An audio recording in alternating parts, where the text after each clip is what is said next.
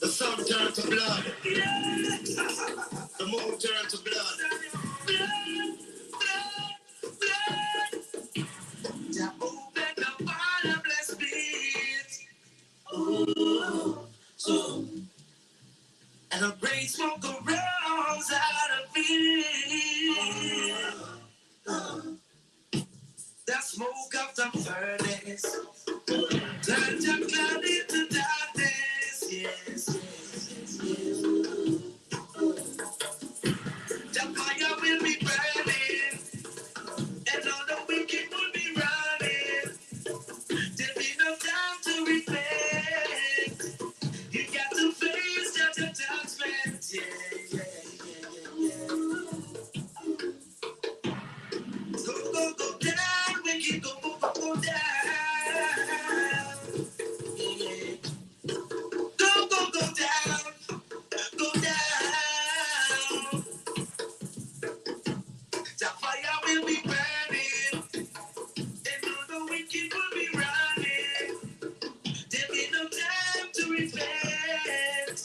You got to face the judgment. Yeah, yeah, yeah, yeah. To open the bottomless pit. And a great smoke arose out of it. The smoke of the furnace turned your cloud into darkness. Yes, yes, yes, yes. Jah Rastafari, King Emmanuel and my God, your love is so real. I don't find love, they must feel. Boy, in the bottomless pit they shall go down. Go, go, go down, make it go, go, go, go down. Go, go, go down, go down.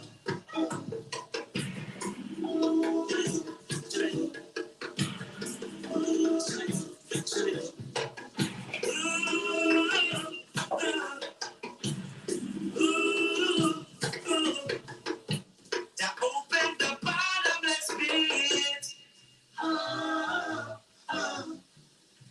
And a great smoke arose out of it. The smoke of the furnace turned your blood into darkness. Yes, yes, yes, yes. The fire will be burning, and all the wicked will be running. There'll be no time to repent. You got to face the judgment. Yeah, yeah, yeah, yeah. Go, go, go down, go down.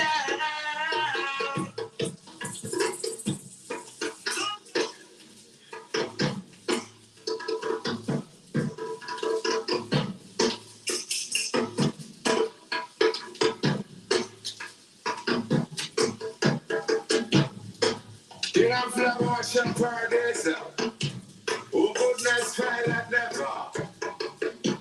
Nothing like her, if I am Azer, and Jizer, for us forever and ever. Crown and the crown of praises, but from ages to ages, our God and King. God the most glorious, in hymns and chorus rejoicing unto him. King of love, man in man, man born, man come. Carry the living spirit. King Emmanuel is like one down the high God. Yeah. Rastafari. Without the king and the Lord of Lords, the people perish. Without the prophet, when we go and rest and get vision, we'll get no vision. Without the priest and every King Emmanuel. Hey, hey, hey! I'm not Fat Albert. I'm Matt McKay. Also known as Good Old Matty. You recognize the Basement Bar by now.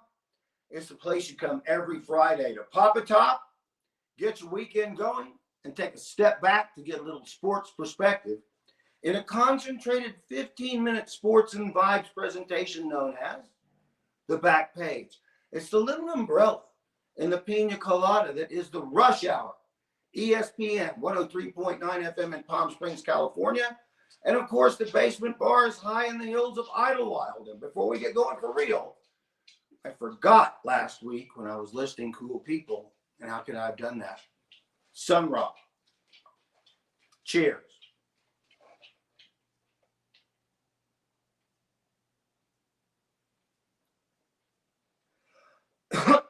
Excuse me. Of all the disturbing accusations / revelations made by Brian Flores in his lawsuit against the NFL and 3 of its teams, there was one that surely made every fan in the nation, and indeed around the world, shudder. He was offered money to tank games. Not going to say it's an open secret, but I am going to say that back in the day, pretty common knowledge that NBA teams, if necessary, sort of lifted their foot from the gas pedal if it was clear late in the season that a couple more losses might mean the number 1 draft pick. Sometimes it seemed like teams that finished 2-14 in the NFL just weren't getting any better. But with the news that Flores claims he was offered $100,000 per loss while at Miami, when it seemed like those losses might be better for the team in the long run, it hit most fans like a bolt of lightning. Am I losing bets because of tanking teams? With the NFL's firm and loving embrace of legalized gambling, this accusation is even more problematic. Hugh Jackson chimed in Cleveland. At one point, black fans might begin to wonder, why are my brothers in the coaching industry always being set up to fail? Why does a white owner think that a black man might be open to grift? Then they thought about the bet that they lost when they put money down on a loser underdog to cover the spread, and the loser underdog didn't even show up. The Brian Flores situation has to be settled fair and square. The lack of black head coaches in the league needs to be settled fair and square. But if the league doesn't get control of this tanking situation, whether it's true or not, if that means the Dolphins ownership needs to be stripped of its franchise, mass resignations, or concrete evidence refuting Flores' claim, the gambling public just might decide professional American tackle football just isn't a safe bet.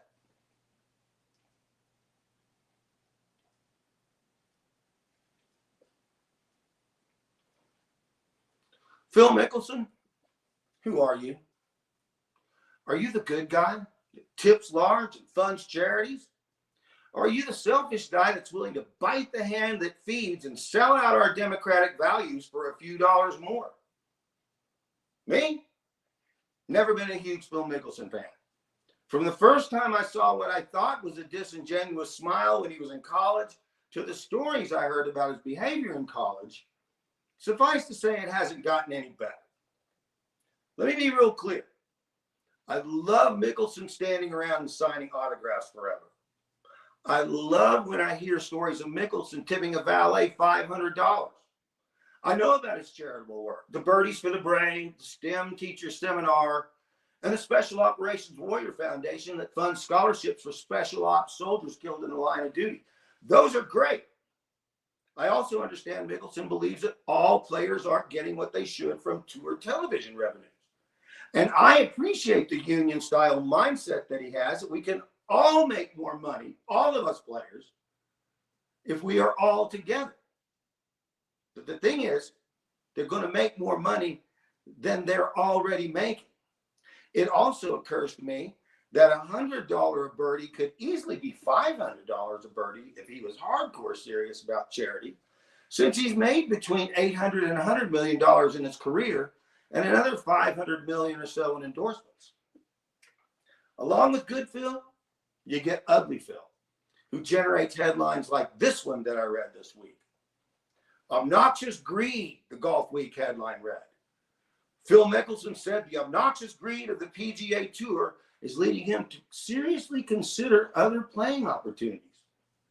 Other playing opportunities, of course, is a thinly veiled reference to the proposed Saudi Arabia-backed Super Golf League. Forsooth. Let's see if we can understand this. Is he talking about the tour that generates more monies for charity than any sport on the planet? The tour that allows its players to win around $600,000 a week for finishing 10th? The tour that has medical trailers following its players around? The tour that arranges for courtesy cars for every player at every event? The tour that has a relationship with television that allows these players to be seen up close and making them easily recognizable when they go on to hot goods? The tour that has paved the way for Mickelson to make nearly $150 million in his life? That greedy tour?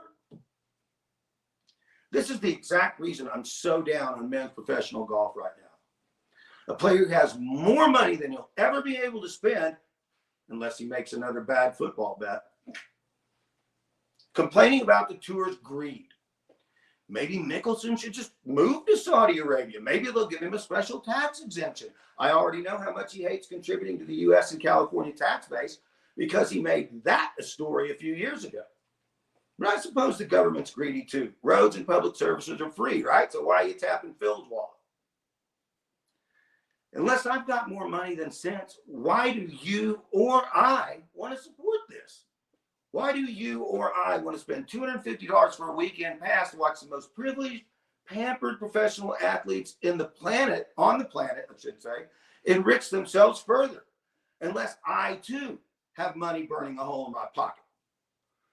Why am I showing up to a golf tournament to root for Phil or Dustin or Bryson for that matter? So they can buy another jet, their first yacht? I remember hearing Mickelson after hitting it one tight at the Skins game about 12 years ago. He was caught on a hot mic saying, "That'll get Amy a new kitchen at the beach house." It was another quick glimpse behind the aw shucks mask. And as for me, when I heard that, I was so happy for Amy in the beach house kitchen that I could have vomited right there in the press den. I don't know, maybe it's just me. But instead of complaining about the tour that made me so massively, complaining about the tour that made me so massively greedy, he tried to spit out, maybe Mickelson could show some gratitude by making a massive monetary contribution to, say, a voting rights group, public museum, children's hospital, or one of the charities he already runs. Instead of considering legitimizing a literally murderous regime by literally playing their game, he could have made a statement saying he'd never participate in sports washing by a foreign government that believes bone saws are a legitimate tool in their foreign policy toolkit and take a stand against human rights violators. But no, instead, for Mickelson, Saudi Arabia is apparently a legitimate option to escape the heinous oppression and toxic workplace environment provided by the PGA Tour. Sounds like he's been terribly mistreated. If that's the case, Phil, go, man. Enjoy the Saudi League. They've got all the money you require, and they're in no way ruthless or oppressive. They're just well known for their encouragement of all sorts of civil liberties, equal rights, and free speech. Y'all just might love one another, and I won't have to watch you. If that's not the case, and you are the guy so many people think you are, now's your chance to prove it. And I'll be watching that too.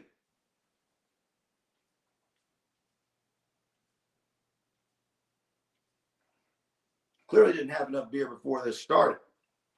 There you go. I'm watching all the time. Watching a lot of basketball this weekend because no football, of course.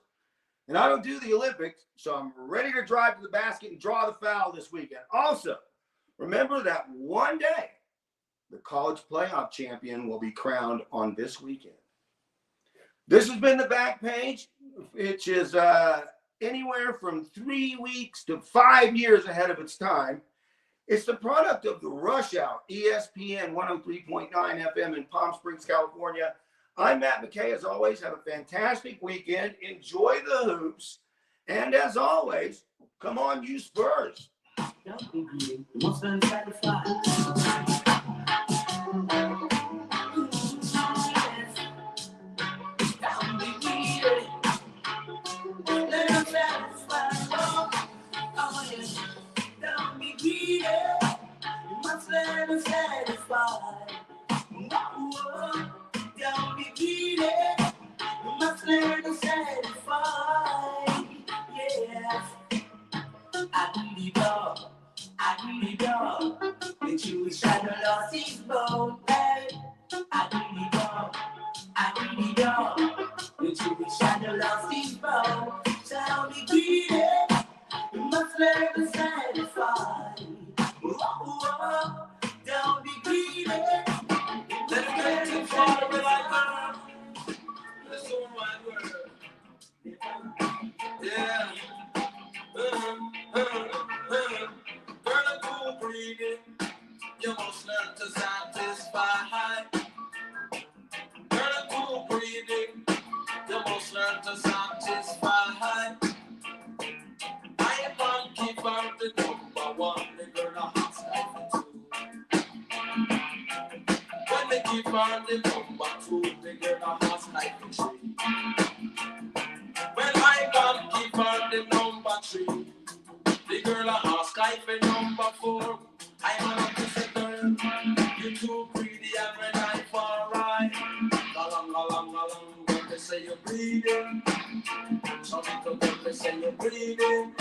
No, she run them down, they say let's go in a team. What the this I gonna speak?